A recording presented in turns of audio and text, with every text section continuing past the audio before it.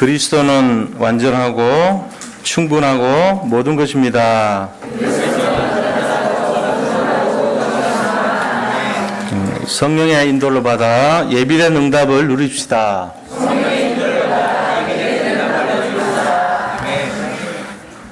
신앙생활 하면서요, 실제적으로 우리가 예수를 정말 믿는다면 당연히 받아야 될, 또 가져야 될 의문이 하나 있어요. 그게 뭐냐면 우리가 어떻게 인도를 받는 것이 맞는가 하는 거에 대한 거예요.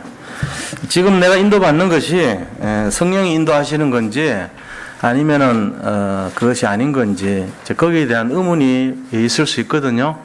그래서 우리가 지금 당하고 진행되는 모든 것이 하나님이 원하시는 뜻이 맞는가, 또 성령께서 기뻐하시는 내용이 맞는가, 이런 거를 잘 인도받아야 되겠죠. 사실 그 기도를 하면서도 그게 이제 어떨 때는 응답이 맞는지 안 맞는지 좀 이렇게 잘 헷갈리고 확신이 안 오고 이럴 때가 있거든요. 그래서 우리 인생 속에서 특별히 예수님 만나고 신앙생활 하는 것이 축복인데, 이 예수 믿는 가운데서 오는 응답들이 하나님이 기뻐하시는 성령의 인도가 맞다면 그거는 이제 정말 좋은 결과가 오겠죠. 근데 그것이 아니라면 여러 가지 이제 갈등과 문제와 어려움을 당하게 되겠죠. 그런데 우리가 어떤 한 단편적인 순간만을 보고 판단할 수는 없는 것입니다. 사실은 전체를 보고 얘기를 해야 돼요. 그래서 우리 인생이 뭐 그냥 단기적으로 1, 2년 안에 끝나는 거라면 닥치는 대로 열심히 해가지고 성공하고 쟁취하고 잘 살아야 되겠죠. 근데 그게 아니고 우리 인생이란 게 요즘 100세 시대라 그러잖아요. 100년을 바라봐야 되는데 지금 뭐 잘 됐다고 너무 좋아할 것도 아니고 지금 실패했다고 또 낙심할 것도 아니라는 거예요. 우리가 일단 보고만에 들어왔다면 하나님의 인도를 받는 것이 중요한 것이고 그 인도 받을 때 분명히 예비된 응답이 있다는 거예요. 우리가 이런 믿음을 가지고 신앙생활을 해야 되지, 눈앞에 보이는 현실만 바라보면요 조급하고 갈급해져 가지고 견딜 수가 없습니다. 그러니까 그렇게 하면 안 되고 이미 오실 응답에 대한 부분이 있으니까 우리는 성령의 인도를 받는 내용을 가지고 있으면 돼요. 그러니까 그렇게 되면 성공하죠. 세상 사람들은 그저 우선 자기에게 유익이 안 되면은 낙심합니다. 제일 먼저. 근데 하나님의 사람들은 데살로니가전서 5장 18절 말씀해 보니까 뭐라 그랬습니까? 항상 기뻐하라. 이는 그리스도 예수 안에서 너희를 향한 하나님의 뜻이니라, 이렇게 말했습니다. 그 앞에 정도 우리가 잘 알지만은 항상 기뻐하라, 항상 기도하라, 쉬지 말고 기도하라, 그 다음에 항상 기뻐하라, 이렇게 말했죠. 우리가요 왜 그렇게 해야 됩니까? 모든 것이 하나님 뜻 안에서 진행되기 때문에 다 응답이기 때문에요. 그러니까 항상 기뻐하라, 쉬지 말고 기도하라, 항상 감사하라, 이런 의미가 뭐냐면은 분명히 하나님께서 너희들을 인도해서 응답 속으로 이끌어 갈 것이니까 지금 눈에 보이는 그 현실 때문에 낙심하지 말라는 거예요. 우리가 이 원리를 잘 알고 있으면요 모든 것이 승리하게끔 돼 있는 것입니다. 그래서 오늘 말씀도 보면요 사도 바울이 신앙을 이렇게 생활을 하면서 어떻게 응답을 받았고 어떻게 예비된 그 응답을 누렸던 것인가 하는 부분에 대한 거예요. 그래서 바울이 뭐 맨날 모든 것이 다 성공한 것처럼 보였지만 아닌 것도 있거든요. 그 앞에 보면은 18장 그 시작하기 전에 이제 사건이 나오는데 바나바하고 바울이요 이게 전도 여행을 떠날 때 누구를 데리고 가는가에 대한 부분을 가지고 굉장히 이렇게 심하게 다투는 내용이 나오죠. 그래서 그 앞에 마가라고 하는 마가 요한이요 자기가 이제 뭐 밖에서 복음 전하다 보니까 어렵고 힘든 일이 생기죠. 그럴 수 있잖아요. 풍토병도 있고 모자라죠. 돈도 뭐 부족하고 다. 그러니까 중간에 견디지를 못하고 나는 그냥 고향에 돌아가겠습니다 하고는 가버렸어요. 너무나 무책임한 거 아닙니까? 그러니까 이제 바울이 그거를 마음에 뒀단 말이에요. 저 사람은 앞으로 사역할 때 못 쓰겠구나, 이렇게 딱 마음을 두고 그 다음에 마가 요한이 누구냐면 바나바의 생질이에요. 바나바의 이 조카란 말이에요. 그러니까는 바나바는 어떻게 하든지 이 아이를 좀 살리고 싶은 마음이 있죠. 아무래도. 그래서 그 다음에 전도 여행 가는데 싸움이 일어나서 둘이서. 바울하고 바나바는 그런 사이가 아닌데 어떻게 좀 마가 요한을 데리고 갈라 그러냐. 지난번에 봐라. 좀 어려우니까 그걸 못 참고는 포기하고 그냥 자기 마음대로 고향으로 돌아가는 그런 아이를 어떻게 또 데려간단 말이냐 이러면서 놔두고 가자고 그랬단 말이에요. 그러니까 또 바나바는 그게 아니잖아요. 그게 어떻게 복음이 그런 거냐. 한번 어린 아이가 힘드니까 그럴 수도 있는 거지. 그거 가지고 또 그 시비를 걸고 그러면 되겠냐 이러면서 서로 막 이렇게 주장을 굽히지 않았던 거예요. 결국은 심하게 다퉜어요. 그러면서 그러면 우리 막 결별하자 이러면서 말이지. 내가 너희들 신세는 졌지만 이럴 수가 있냐 그러면서 성경 기록은 안 됐지만 이렇게 분석을 제가 해보니까 그런 음성이 들리더라고요. 제 마음에. 좀 리얼하게 표현을 해본 거면 그래요. 그래가지고 어떻게 됐냐면요. 바울은 실라를 데리고 다른 곳으로 가고요. 이 바나바는요. 자기 조카 마가 요한을 데리고요. 또 딴 데로 가버렸어요. 결과적으로는 어떻게 되냐니까 바울이 원래 전도하려고 계획 세웠던 것이 아시아를 통해 가지고 복음 전하려고 그랬던 거예요. 아시아라는 게 여기가 뭐 아시아라는 게 아니고 중앙아시아 쪽 말하는 거예요. 지금 바울이 있던 그 지역 안디옥이라고 하는 거 옆이 중앙아시아입니다. 중앙아시아라고 하면은 우리가 잘 모르죠. 근데 지금 이제 옛날 소련 영토에 들어갔던 나라들이에요. 땅이라는 의미로 붙어 있는 스탄이라는 이제 그게 땅이라는 뜻인데 스탄자 붙은 나라로 가려고 그래요. 우즈베키스탄, 길리기스탄, 카자흐스탄, 그다음 무슨 뭐 파키스탄, 그다음 또 기르기스탄, 뭐 하여튼 그런 식으로 이 스탄자 붙은 나라들이 지금 모슬렘 국가입니다. 전부 다. 근데 그쪽으로 가서 복음 전하려고 그랬단 말이에요. 그러고는 그 옆에 어디냐면은 중국이에요. 그래서 중앙아시아를 거쳐서 중국으로 복음을 전하려고 준비하고 내려갔는데 하나님이 기뻐하지 않았어요. 그거를 이제 딱 깨달은 거예요. 그렇게 해서 이들이 마게도냐로 복음을 전하러 갑니다. 마게도냐는 유럽을 향하는 첫 관문이죠. 이제 그쪽을 향해서 이렇게 데살로니가 지역, 뭐 그다음 이제 마게도냐 지역, 그다음 빌립보 지역 이런 식으로 유럽으로 향하는 그 방향으로 길을 건너갔던 거예요. 그러니까 결과적으로는 뭐가 됐냐 하면은 그 싸움, 한판의 싸움이요. 이 복음을 전하는 길이 바뀌는 전환점이 됐던 거예요. 그래서 오늘날 우리까지 복음이 도달할 수 있도록 하나님이 중국으로 아마 들어가서 복음이 맡겼을 수 있어요. 그때 중국은요, 굉장히 어지러웠어요, 나라가. 뭐, 춘추전국 시대, 그 다음에 굉장히 나라마다 분열된 시대고요. 그 복음이 들어가서 잠시 머물러 있었지만, 결국은 무너지는 그런 역사를 우리가 볼 수 있거든요. 진시황이라는 황제 있을 때 복음이 들어갔어요, 거기도.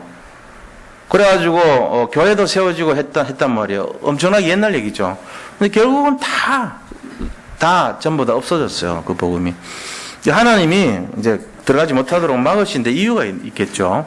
이제, 바울 일행이 그쪽으로 안 갔으니까 그 이후에 진행된 건 모르지만, 분명히 이유가 있어서 막은 겁니다. 자, 우리가 여기에 대해서 생각을 해보자고요. 복음 전하러 가려는데 하나님이 왜 막으시냐, 이거죠. 복음을 전하러 가려는데 막고, 복음을 전하러 가려고 그랬는데 하나님이 허락하지 않아요. 어떻게 그렇죠? 여기서 우리가 이제 좀 생각을 해봐야 될 게, 내가 중심이 되는 신앙하고 하나님이 기준이 되는 신앙에서 두 가지 모습이 나오는 걸 볼 수 있어요. 자, 내가 기준이 되면 어떤 모습으로 나오냐면은, 한숨이 나오죠. 왜 길을 막습니까, 하나님? 왜 이렇게 어려움을 주십니까? 왜 곤란하게 만듭니까? 내가 이 하는 일이, 그래도 응답받고 성령의 인도를 받아서 하나님 원하시는 쪽이라 생각하고 했는데 왜 이렇습니까? 이런 중심이 나올 수밖에 없어요. 근데 하나님이 중심이 되는 거라면 절대 주권을 의지하죠. 그거는 내 생각과는 틀려도 감사하는 거고, 내 생각과는 달라도 인정하는 것이고, 내가 의도하는 것과는 다른 결과와 진행이 되더라도 그것이 맞다는 것을 고백하는 것입니다. 이 두 가지 태도가 이제 우리가 신앙에서 갈등이 되는 거예요. 그 아직 영적으로 부족한 자들은 현실 바라보고 나를 바라봐요. 그러니까 내가 분명히 교회를 다녔고 은혜를 받았고 믿음으로 결단했는데 왜 이러냐 이렇게 나와요. 근데 하나님이 절대 주권을 믿는 사람은요, 모든 것에 대해서 결과를 바라보는 것이 아니라 과정 자체를 순종해 버립니다. 하나님이 인도하시고 있다, 이것만 믿는 거예요. 내가 지금 뭐 골짜기로 가든지 산으로 가든지 하늘로 가든지 신경 안 써요. 맡겨버렸으니까. 내 인생의 모든 과정 자체가 응답이라고 보고 맡기는 거예요. 그게 다른 거죠. 우리가 7명의 렘넌트들의 모습 보면 마찬가지잖아요. 요셉을 보면 요셉이 만약에 자기가 신앙의 중심에 서가지고 하나님 바라봤다면 계속 나오는 말이 왜 이래요 하나님? 왜 이익하는 거예요? 왜 이익하는 거예요? 왜 이러세요 하나님? 내가 뭐 잘못한 거 말해보세요. 뭐예요? 왜 이렇게 만들어요 나를? 왜 나를 팔게 만들고 왜 어머니 일찍 돌아가시게 만들고 나를 왜 이렇게 힘들게 만들어요? 나를 왜 이렇게 왕따를 시켜요 하나님? 내가 왜 뭘 잘못해서 팔리게 만들어요? 내가 뭘 잘못했는데 감옥 가요? 내가 무엇을 잘못했는데 저 술 맡은 거 하는 자기 나를 잊어버리나요? 그런 인생이 됩니다. 그런데 절대주권 믿는 요셉은요, 단 한마디도 그런 말한 기록이 없어요 성경에. 하나님이 그와 함께 하심으로 그가 형통한 자가 되어 날마다 그 요셉의 입술에서는요, 하나님께서 바로의 꿈을 풀어주실 것입니다. 하나님께서 당신들 장관 2분의 꿈을 풀어주실 겁니다. 하나님이 내게 이렇게 말씀하셨습니다. 형들에게도 근심하지 마소서, 염려하지 마소서. 하나님이 형들 앞서서 나를 보내심으로 우리 민족을 구원하시려고 나를 앞서 보내신 것입니다. 하나님이 하셨습니다. 하나님이 하셨습니다. 하나님이 하셨습니다. 감옥에서도 하나님을, 저 노예 생활에서도 하나님을, 저 처절한 곳에서도 하나님을 늘 고백했던 것입니다. 그 신앙을 엿봐야 돼요 우리가. 다윗도 마찬가지입니다. 아니 하나님 왜 이래요? 약속했잖아요. 왜 이래요? 나를 왜 죽이려고 그러시는 거예요? 내가 뭘 잘못했어요? 나를 왜 이렇게 힘들게 만드세요? 왜 특공대까지 해서 나를 죽이려고 그래요? 할 수 있거든요, 내 중심이면. 근데 그런 말 안 했어요. 사울을 죽이지도 않았어요. 왜 안 죽였냐 그러는데도 하나님이 하실 건데, 머리 기름 부어 받아 세운 왕을 내가 왜 죽이냐?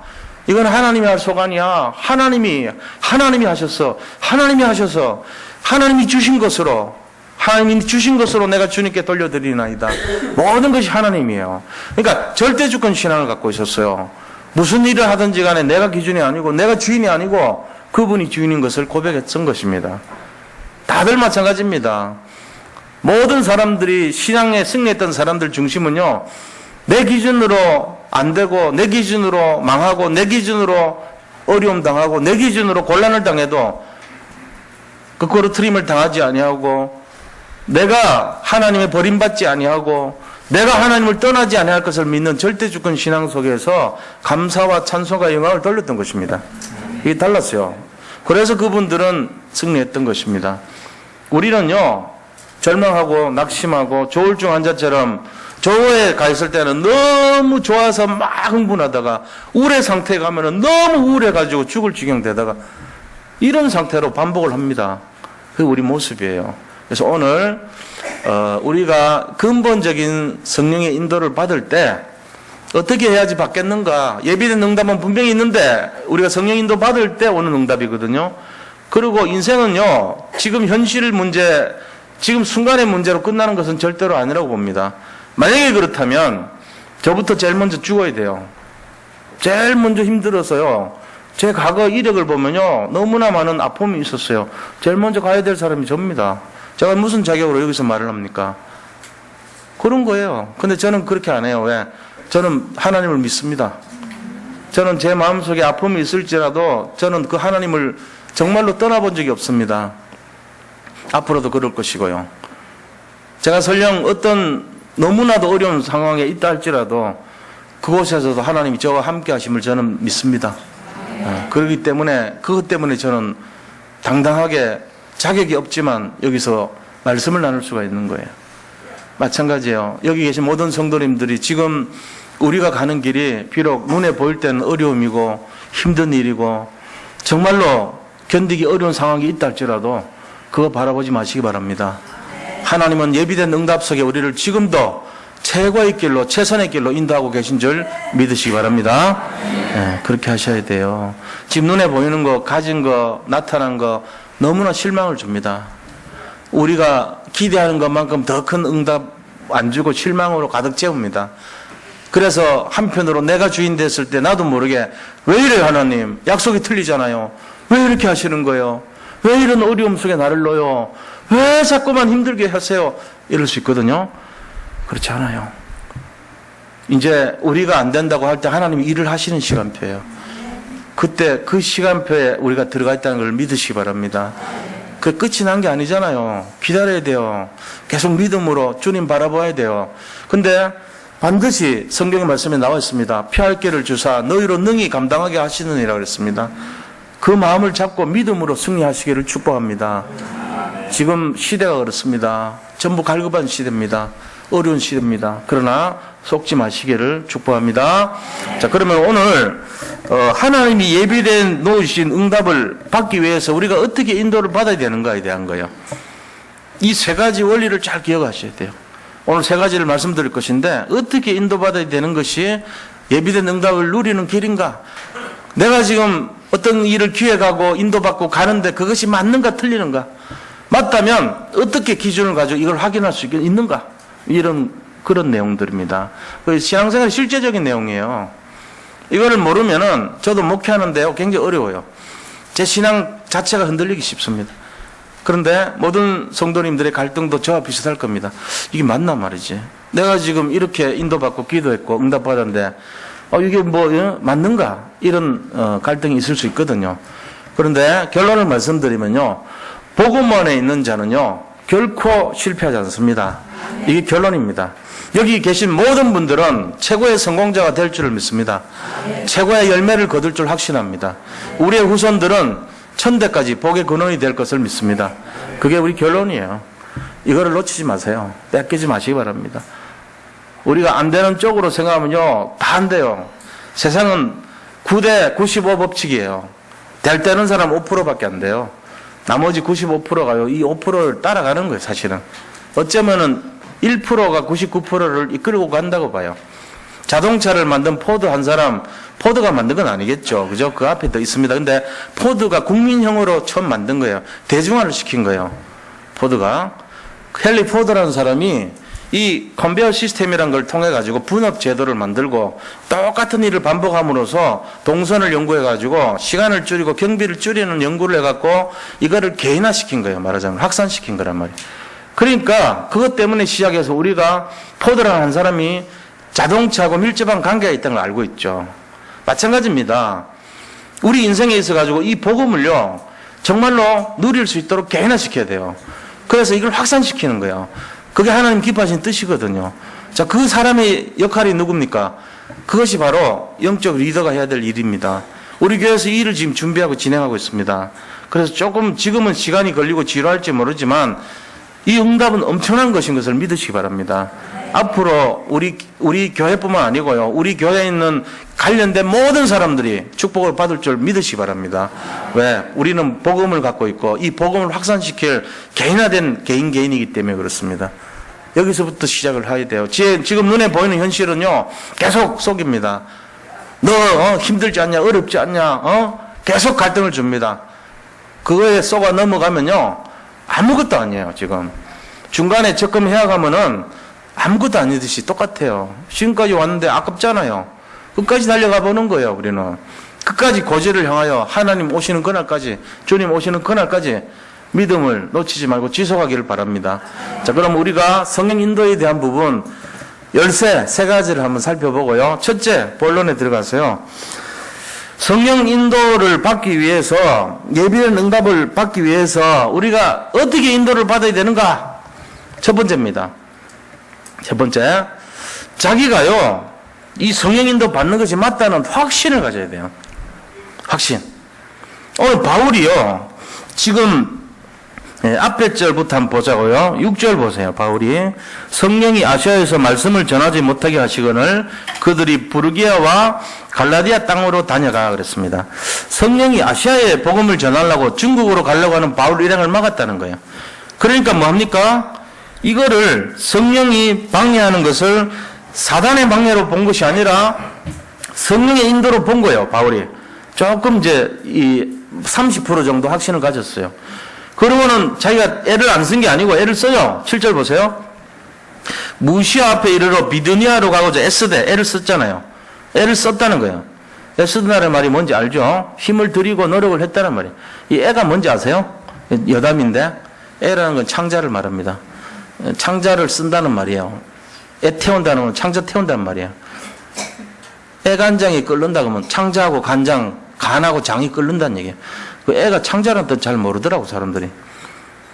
애통한다 그러면 창자가 아프다는 뜻이에요. 그 애를 쓴다는 말은 그러니까 우리 힘의 근원이 창자에서 많이 나와. 이 창자에 힘 빡 주면 방귀도 나오고 등산할 때 뒤에 가지 마라 그러잖아. 창자를 힘을 쓰고 올라가니까. 애를 쓰고 있다는 것은 노력을 했다는 얘기잖아. 힘을 썼다는 얘기거든요. 그런데 하나님은 그렇게 하지 못하도록 막는 거예요. 왜요? 보니까 예수의 영이 허락하지 않으시니라. 예수님의 영이 성령이 막아버린 거예요. 그러니까 애를 썼는데도 막았으니까 이게 뭐죠? 하나님이 원하시는 뜻이 아니라는 걸 깨달았죠, 바울이. 그래가지고 무시아를 지나 드로아로 내려가는데 지금 바울이 드로아까지 간 거예요. 자, 거기서 지금 이제 갈림길이죠. 중국으로 가냐, 유럽으로 가냐, 이 갈림길에 서 있다는 거예요, 지금. 그런데 밤에요, 기도했단 말이에요, 바울이. 기도했는데, 환상이 바울에게 보이니 마게도냐 사람 하나가 서서 그에게 청하여 이르되, 마게도냐로 건너와서 우리를 도우라 하거늘. 자, 이제 환상이 보이면서, 환상이 신비주의이기 때문에 이것도 성령의 역사인지 악령의 역사인지 모릅니다. 그런데 바울의 마음속에 어디를 가야 할지 기도했기 때문에 환상 중에 오라고 하니까 이건 응답인 거예요.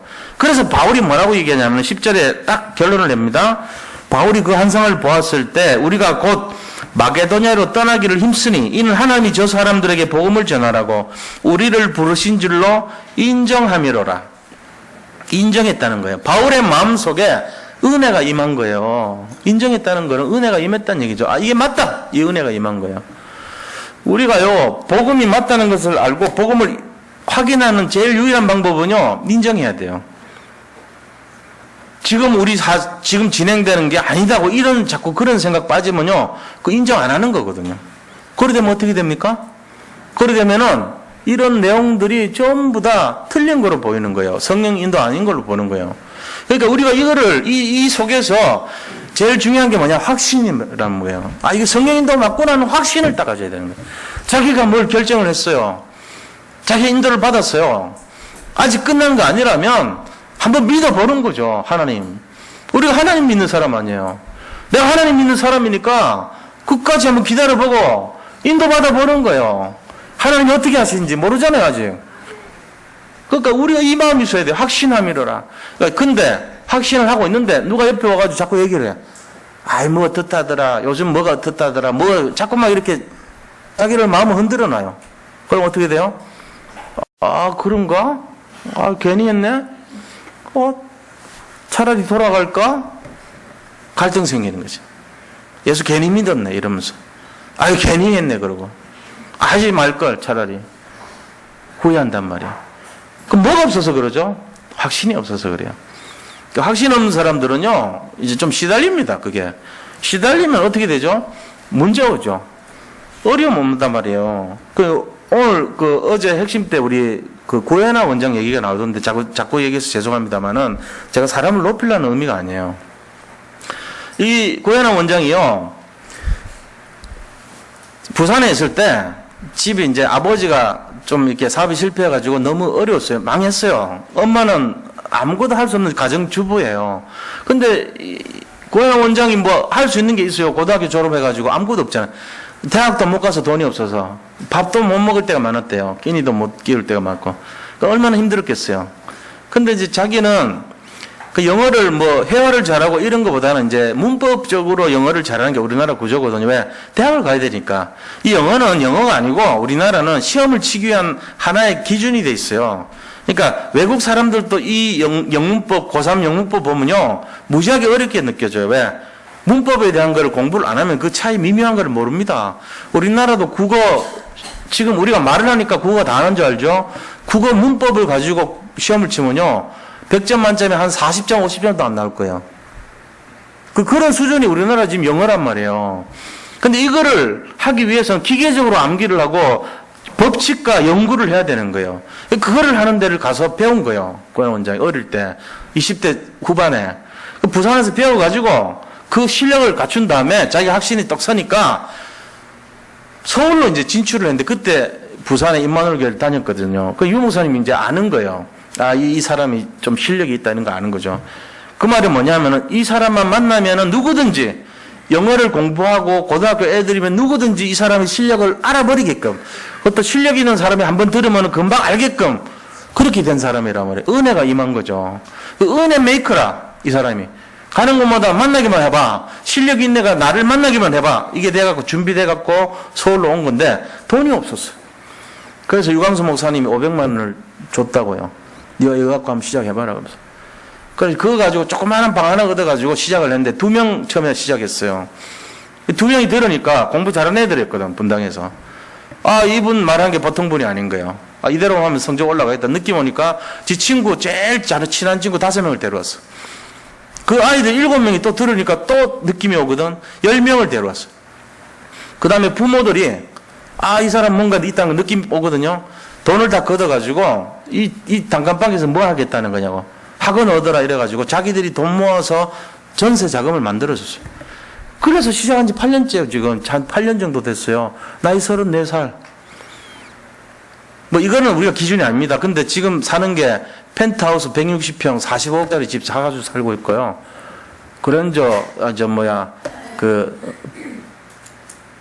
벤츠입니까? S클래스 3억짜리. 그런 거 타고 다니고 있더라고. 내가 이걸 보면서, 한 어떤 내용에 전문성을 갖추고 유일성을 갖추면은 저런 응답이 오는구나. 근데 요번에요, 이투스라고 하는 그 인터넷 강의하는 체인점하고 연결이 돼가지고 전국망으로 뛰는 강사로 또 조인이 됐습니다. 요번에. 그래서 그 지점 모집을 하고 있더라고. 이따 RT 지우스에 나와요, 그게. 자, 우리가 여기서 보면서 뭘 느끼냐면요. 정말로 맞다면 확신에 착 차가지고 서울 왔을 거 아니에요. 자기가 성령인도 받는 게 맞다면 확신을 가지고 유목사님도 500만 원 준 거 아닙니까? 그 사람한테. 우리가 딴 게 아니에요. 아, 이게 뭔가 맞다. 느낌이 오는 거 있어요. 그러면 거기에 같이 하는 거예요. 거기 확신이 있어야 돼요. 성령인도 받는데 확신이 있으면 실패하지 않습니다. 자, 그렇게 되면 어떻게 됩니까? 이 확신을 바탕으로 해서 무슨 일이 일어나죠? 두 번째입니다. 자, 이 확신이 바탕이 됐다면 인정함이로라. 이게 됐다면 두 번째요.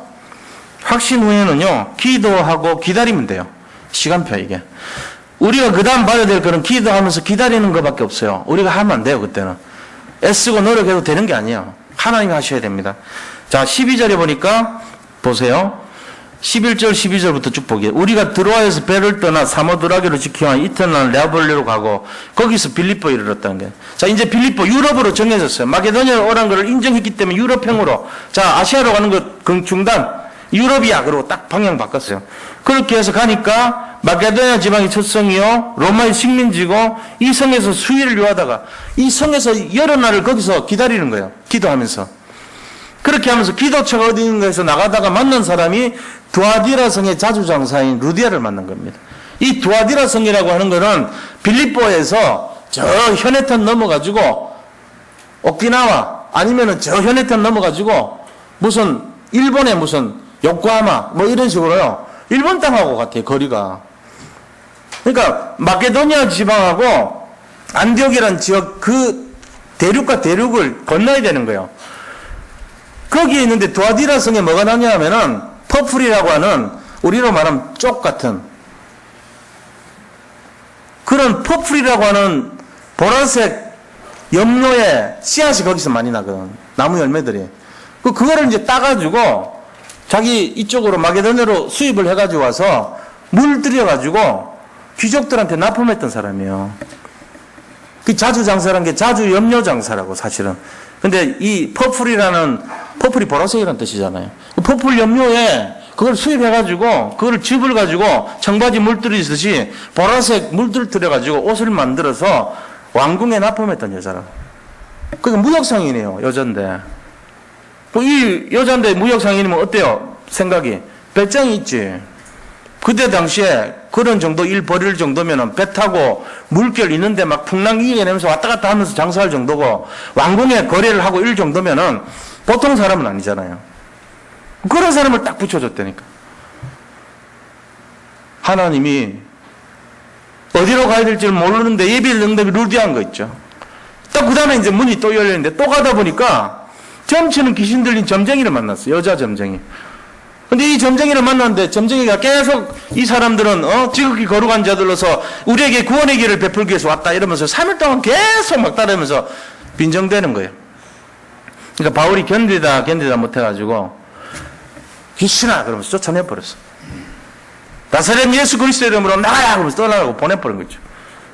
그러니까는 바로 거기서 여자가 점괘를 잃어버린 거예요. 점치는 신기가 사라진 거예요.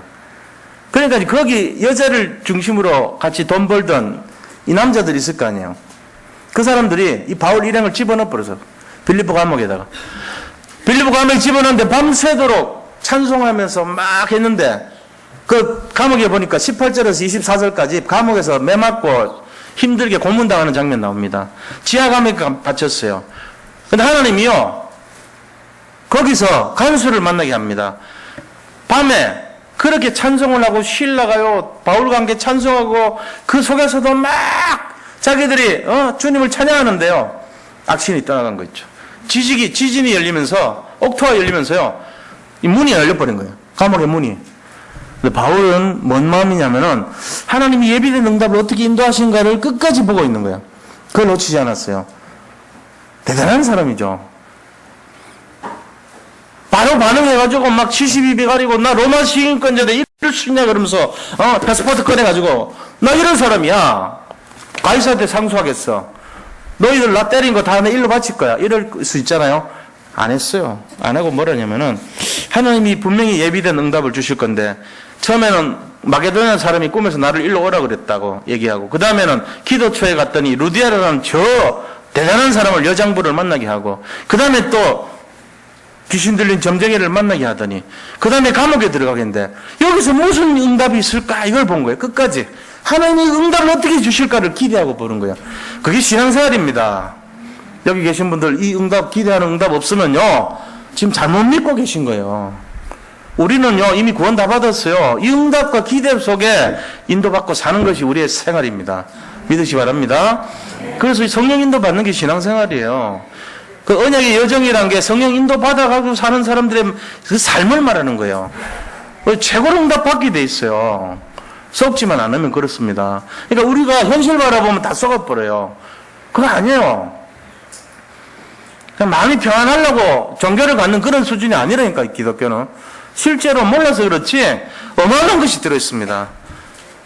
그래서요 예비된 응답을 바라보는 심정으로 자기는 지금 감옥까지 갔지만은 끝까지 기다려본 거예요. 패스포트 로마 시민권 꺼내면 벌벌 떨지만 꺼내지 않았어요. 이게요 성령인도 받는 열쇠입니다. 있는 거 보고 반응하지 않는 거. 나는 그런 마음을 가진 분들을 볼 때마다요 그분들은 엄청난 축복의 증인이 될 걸 확실합니다. 정말 이 응답을 기대하면서 기다리시기 바랍니다. 기도하면서 기다려야 돼요. 그랬더니 하나님이요 간수가 자결하는 걸 보여주는 거죠. 왜냐하면 죄수 하나를 놓치면요 자기가 죽게 돼 있는데 처참한 형을 받아서 죽어요. 그러니까 그렇게 죽는 것보다는 내가 죽자고 자기가 죽으려고 그러는 거예요. 그때 바울이 간수 보고 죽지 마세요. 우리 도망가지 않았습니다. 우리 여기 그대로 있습니다. 하고 얘기를 합니다. 간수가 놀랬죠. 이런 사람들이 어디 있냐. 그러면서 어떻게 해야 내가 구원을 받습니까? 그러니까 주 예수를 믿으십시오. 그래야면은 당신과 당신의 집이 다 구원을 받습니다. 이 얘기 하잖아요. 그래서 집에 데리고 가가지고 전부 세례를 받고 그 아픈 상처를 싸매주면서 치료를 다 해줬어요. 우리가 진짜 예비된 응답 보려면요 성령의 인도가 어떤지에 대한 확신을 먼저 갖고 그 다음에 기도하고는 기다려야 돼요. 사건을 어떻게 사건이 벌어지는가. 성공하든 실패하든 관계없이요 하나님은 끝을 보셔야 돼요. 완전히 모든 것이 현명한 선을 이루게 진행할 줄 믿습니다. 자, 세 번째입니다. 그 다음에 뭐냐 확신을 가지고 기다리고 있으면 무슨 일이라냐. 하나님이 예비하신 응답 있잖아요. 그 하나님이 예비하신 응답이 계속 터뜨려지는 거예요. 문이 계속해서 열리는 걸 볼 수 있습니다. 지금 빌립보 지역에 교회가 필요한데 하나님은 응답을 예비하시고 준비하고 있는 거예요. 그래서 순서를 보세요. 무슨 응답이 기다리고 있냐. 첫 번째 문은 마게도냐 사람의 문이었어요. 두 번째 문은 루디아라고 하는 시대적인 전도자의 문이었습니다. 나를 주 믿는 자로 알거든 우리 집에 와서 유하라 하면서 강권하였다 그랬잖아요. 그 다음에 응답은 뭡니까? 점치는 귀신 들린 여자 종을 만난 겁니다. 네 번째는 뭡니까? 거기에 간수를 만난 거예요. 다섯 번째는요, 간수의 식구들을 만난 거죠. 그 다음에요, 간수장을 만났어요. 마지막에 나가라 그럴 때 뭐라 했습니까? 그때 패스포트 보여준 거예요. 나 로마 시민권자인데 당신들이 나를 정죄도 하지 아니하고 심판도 하지 아니하고 나를 지하 감옥에 넣고 때렸단 말이지. 나 이걸 가시사께 상수하겠단 말이지. 그러니까 벌벌 떠는 거예요. 우리가 미군들 치외법권 갖고 있는데 그거를 맘대로 한 거하고 똑같이 되는 거예요. 그러면 이제 이거는 국제적인 문제가 생기는 거죠. 그러면 경찰서장 잡혀갑니다. 바로 면직됩니다. 그거를 깨달은 거 있죠. 그래가지고 뭐 했냐? 전설 내려오는 전에 내려오는 내용에 의하면요, 빌립보 교회가 세워져 버려요. 빌립보 교회 교인이 누구냐? 루디아와 그 가족들. 그 다음에 이 간수와 그 가족들, 간수장, 거기 경찰서에 있는 모든 직원, 이 사람들이 주축이 돼가지고 전부 구성원이 그렇게 돼 있어요. 그리고 이 사람들이 거기에 있는 모든 치안, 그 다음에 이 외부로부터의 어떤 방해 이런 걸 다 막아줬어요. 그러면서 빌립보 교회가 그 지역 전체를 살리는, 마게도니아 전체를 살리는, 그래서 결국 이 복음이 유럽으로 확산되고 스코틀랜드로 확산되고 전 유럽으로 퍼지는 그런 계기가 됐던 것입니다. 이게 뭐하고 왔냐면요, 이 빨랫줄이 있어요. 빨랫줄. 빨래 찢기 알잖아요. 영어로 보면 A자하고 닮았죠? 자, 빨래 찢기 이렇게 생겼어요. 근데 그 찢게 이렇게 같이 세 개를 하는데, 무는데 양쪽 다리 있잖아요. 다리 부분을 이렇게 물어요. 그러면 이렇게 탁 건드려도 별로 반응이 없어요. 이게 제발 당겨야지 빠져. 근데 그렇게 아니고 빨래 찢기 이렇게 되어 있는 거를 이렇게 물어. 무슨 얘기 하죠? 빨래 찢기 이쪽 있고 이쪽 있잖아요. 그 밑에 나오는 날을 이렇게 똑같이 물어서 하면 반응이 이렇게 건드려도 안 떨어져요. 근데 이렇게 물어. 이렇게. 그러면은요, 이쪽으로 또 번지죠. 이해되셨죠? 뭔 말이지? 그거는 탁 건들면요, 팍 튀어나갑니다. 제 말 이해하셨죠? 실험해보세요, 집에 가서. 빨래찌개 3개만 있으면 실험할 수 있어요. 빨래찌개 한 개 이렇게 된 거를 같이 같은 방향으로 무는 게 아니고, 요거를 지그재그로 물어요. 근데 3개로 그렇게 문 거를 산더미 같이 쌓아놨어. 3개가 한 세트인데, 한 1000세트를 그렇게 만들어 놓고요. 제가 여기서 야구공을 가지고 이렇게 탁 집어 던지면 어떻게 되는지 아세요? 갑자기 탁 터집니다, 한 개가. 처음에 맞은 애가. 터지는데 옆에 거를 또 튕겨요. 그럼 얘도 탁 터집니다. 고개 튕겨서 또 튕겨요, 옆에 거. 그럼 어떻게 돼요, 소리가? 따닥따닥따닥따닥 계속 따닥 나옵니다. 여기 지금 뭔 얘기냐면 핵폭발 설명하는 거예요. 핵폭발 모델이 이렇게 돼 있어요. 사람들 잘 모르죠. 원자로에서 핵 분열되는 모델이 그렇게 설명해요. 이렇게 A자에다가 이렇게 무는 게 아니고 옆으로 물어가지고 누가 조금만 튕겨주면은 이제 양성자 하나를 갖고 쏘거든요. 그럼 요게 거기 있는 중성자나 핵을 건드려가지고 팍 튀어나가게 만드는 거예요. 그게 튀어나간 이 전자들이 또 다른 걸 쳐요. 그래가지고 또 그것이 탁 튀어나가요. 이게 갑자기 팍 분열되는 게 한꺼번에 힘이 물질이 에너지로 확 변하는 과정이에요. 그 엄청난 연쇄 반응은 상상을 못하게 되는 겁니다. 그게 핵분열이에요. 핵폭발이라니까. 제가 지금 뭔 얘기하는지 아세요? 응답의 문이 이런 것입니다. 우리의 능력을 한 게 아니고 하나님이 한 가지만 터뜨려버리면, 근본만 그릇을 터뜨려버리면 탁탁탁탁탁 계속. 여기가 구부예배 드려야 돼, 구부예배. 그래가지고 이제 화장실도 감당 안 되고 식사할 때도 감당 안 되고 도대체 감당이 안 돼가지고 우리가 이제 저절로 되지 뭐. 저 밖으로 나가야 돼요, 그러면. 그래야 될 줄 믿습니다. 지금 제가 한 10명을 그 3가지 세트로 만든 분들 10분을 지금 세워놨어요. 그랬더니 한 7년 사이 해가지고 얼마 전에 세웠는데 지금 갑자기 70명이 됐어. 그거 할 수 있는 분들이. 이제 1시 반에 그거 하고 있는 거죠.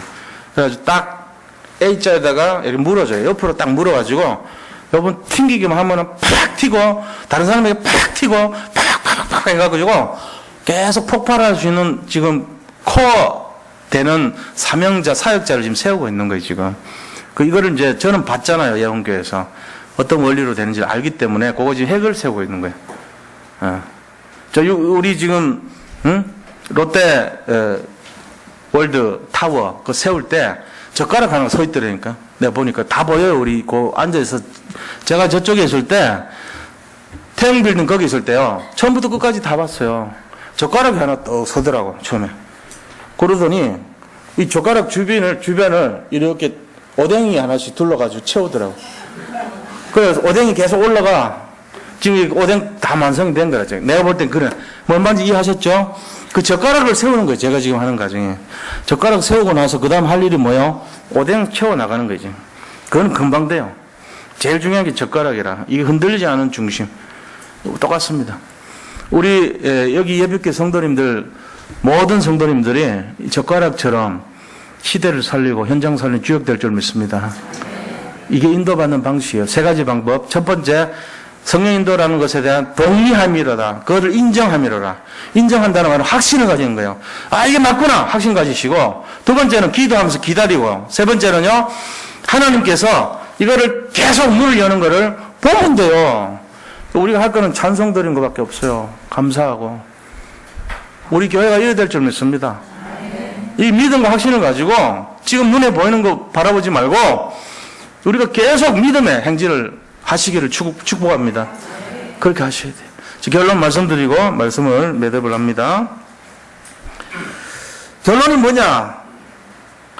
복음 속에 확신하고 기도하면요, 반드시 응답이 예비되어 있다는 거. 이건 믿으셔야 돼요. 자, 두 번째는요, 만약에 문이 막히면 어떻게 되냐? 더 좋은 큰 문을 준비하고 계신다는 거 믿으시기 바랍니다. 세 번째는요, 우리가 낙심하고 교만하는 건요, 내가 주인 돼서 그런 거야. 낙심은 뭐냐? 내 힘을 썼는데 안 될 때 낙심해요. 교만은 뭐냐? 내 힘을 썼는데 잘 될 때 교만하는 거예요. 둘 다 틀려요. 그럼 뭐 해야 됩니까? 낙심도 교만이 아닙니다. 성령의 인도를 받아야 됩니다. 이 성령의 인도를 받는다는 것은 하나님의 절대 주권 속에서 데살로니가전서 5장 18절 말씀처럼 쉬지 말고 기도하라. 다음에 항상 감사하라. 범사에 감사를 어떻게 합니까? 우리가 안 좋은 일인데도 어떻게 감사합니까? 감사하라 그랬어요. 이것은 하나님 그리스도 예수 안에서 너희를 향하신 하나님의 뜻이니라. 주님이 원하시는 뜻이기 때문에 감사해야 돼. 감사하시기를 축복합니다. 네, 그런 마음으로 절대 신앙을 회복하고요, 오직 주님, 오직 그리스도, 오직 복음, 여기 집중하는 축복의 인생들이 다 되시기를 바랍니다. 자, 우리 받은 말씀 생각하면서 같이 한번 기도하겠습니다. 하나님께 감사드립니다. 우리가 예비한 응답을 누릴 수 있는 믿음을 허락해 주시고 정말로 완전하고 충분하고 모든 것이 그리스도에 집중하여 성령의 세밀한 인도를 받아 모든 응답을 누릴 수 있는 주역이 되기를 원합니다. 그래서 우리가 살고 세상이 살고 현장이 살고 후대가 사는 모든 것이 살아나는 역사를 보게 하여 주옵소서. 살아계신 우리 구주 예수 그리스도 이름으로 감사하며 기도드립니다. 아멘.